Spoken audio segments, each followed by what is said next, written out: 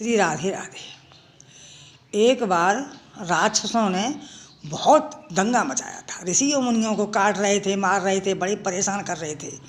तो पार्वती मैया बैठी हुई थी और देवताओं की सभा लगी हुई थी। तो भोले बाबा पार्वती की तरफ देख देख के हंस रहे थे। तो नारद जी ने पूछा कि माँ, भोले बाबा तुम माँ को देख देख के कैसे हंस रहे हो? कि मैं इसलिए हंस रहा हूँ कि ये बर्दाश्त कैसे कर रही हैं। तो पार्वती ने कहा कि क्या करूँ, कि तुम कुछ भी कर सकती हो। तो माँ ने क्या किया कि अब देखा तुमने 9 द्रवों में बहुत से लोग जवारे बहते हैं, उपज आते हैं, उनका पर मतलब नहीं जानते मतलब क्या होता है।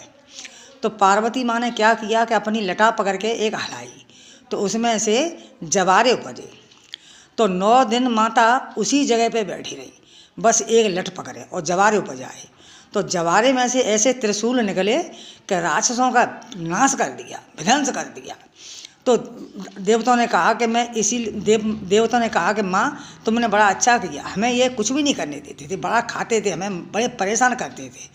तो माँ दुर्गा मैया ने कहा कि जो जवारे कहीं बहे जाते हैं कि भागवत में, के सप्ताह में, के 9 दुर्गा देवियों में, तो ये समझ लो उस घर का तो कल्याण ही कल्याण हो जाता है।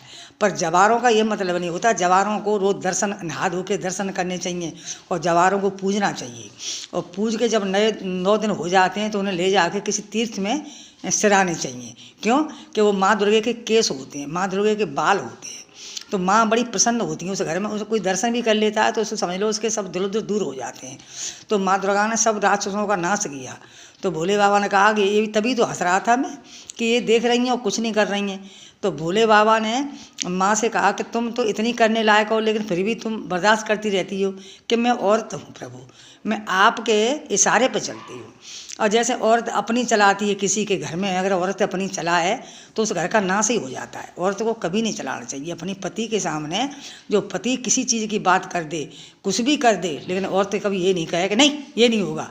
तो बाहर जाके जब बाहर बात कर आया, अंदर आ रहा है तो तुमने ना ही कर दी, फिर जाके वो आदमी में मना करे तो उसकी कितनी बड़ी बेइज्जती है। तो मेरे बेटा बेटियों बस हमेशा ये याद रखना कि जब पति अपना किस चीज़ की बात कर दे तो औरत को कभी बिगाड़ना नहीं चाहिए। पहले तो पति को ही समझ सोच के बात करनी चाहिए कि हमारी औरत को कोई बुरा न लगे। कोई भैंस है, पौ है, खेत है, प्लॉट है, मकान है, तो अपने घर में सलाह लेके ही बात करनी चाहिए। तो देखो पार्वती माँ ने कितनी बड़ी बात करी कि प्रभु मैं आपके सामने क्या कर सकती हूँ, जो आपका होगी तभी तो काम करोगी। तो उन्हें देवताओं का पल भर में नाश कर दिया। तो राक्षस साफ मार दिए। तो ऋषि मुनि बड़े प्रसन्न हुए, बड़े खुश हुए। तो उन्हें सबका कल्याण किया। तो पार्वती माता ने फिर कहा कि प्रभु तुम तब से चुप बैठे, तुम हंस क्यों रहे थे, कह क्यों नहीं रहे थे? कि इसलिए नहीं कह रहा था कि तुम अपने आप ही करोगे। मैं अपने आप कैसे कर सकती हूँ, तुम कहोगे तभी तो करूँगी। तो सब देवता ने फूल बरसाए, माँ दुर्गा का बड़ा आदर किया, बड़ा सम्मान किया कि माँ तुम हमारा कल्याण करती, तुम हमारी माँ हो, तुम हमें बचाओ, हमें राखो, हमें बचा के राखो माँ। हम तुम्हारी भजन पूजा करते हैं, हम तुम्हारी आस में जीते हैं, हम तुम्हारे नाम से जीते हैं। तो माँ जगदम्बा सबसे बड़ी है। माँ जगदम्बा वो चीज़ है ज्वाला कि जो पूजा करता है उसके जीवन में कभी दुख आ ही नहीं सकता, कभी हमेशा कल्याण ही होता है। पल भर में माँ सुनती हैं, भोले बाबा और माँ पल भर में सुनती हैं। तो माँ को हमेशा पूजना।